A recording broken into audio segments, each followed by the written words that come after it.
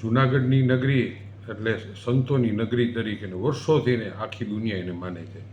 નરસૈયાની નગરી, દાતાર, ગિરનાર પર્વત, માં અંબા અહીંયા બિરાજતા હોય. આવા જગ્યાએ જ્યારે સાધુ સંતોનો વિવાદ આવ્યો, ખરેખર આખા દેશની અંદર જૂનાગઢનું નામ ખરાબ થયું છે. હું એમ કહું છું કે સંતો અને માણસો પગે લાગવા આવે છે, એને પગે લાગતા હોય, મંદિરમાં અંદર દર્શન કરીને માનતા હોય ને તેની માનતા પણ સફળ થતી હોય.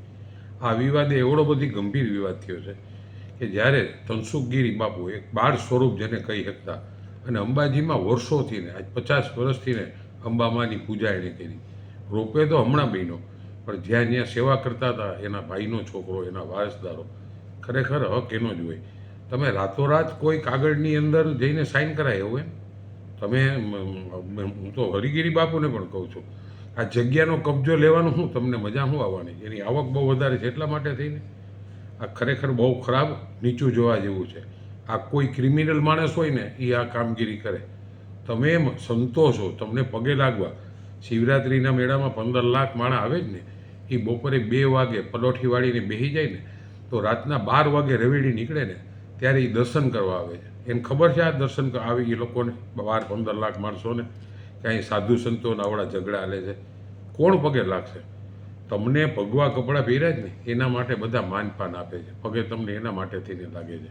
અવળો મોટો વિવાદ કંઈ કારણ પહેલાં તો તમારી જ ફરજમાં આવે કે એના કુટુંબના છોકરા વારે બેહવું જોઈએ. 50 વર્ષનો ઇતિહાસ કાપો કે એની સેવા કોણે કરી છે.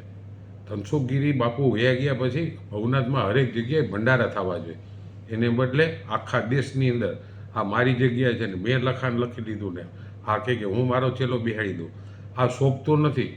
તમને માત્ર માણસો પગે લાગે છે ભગવા કપડાં જોઈને. તમારામાં એવડી આસ્થા હોવી જોઈએ કે તમારી જે આવે ને પગે લાગે ને તેના કુટુંબનું સારું થઈ જાય, કલ્યાણ થઈ જાય. માણસો દૂર દૂરથી દર્શન કરવા શું કામ એને આવે છે? અને રવેડી ટાઈમે તો દઈ આવે.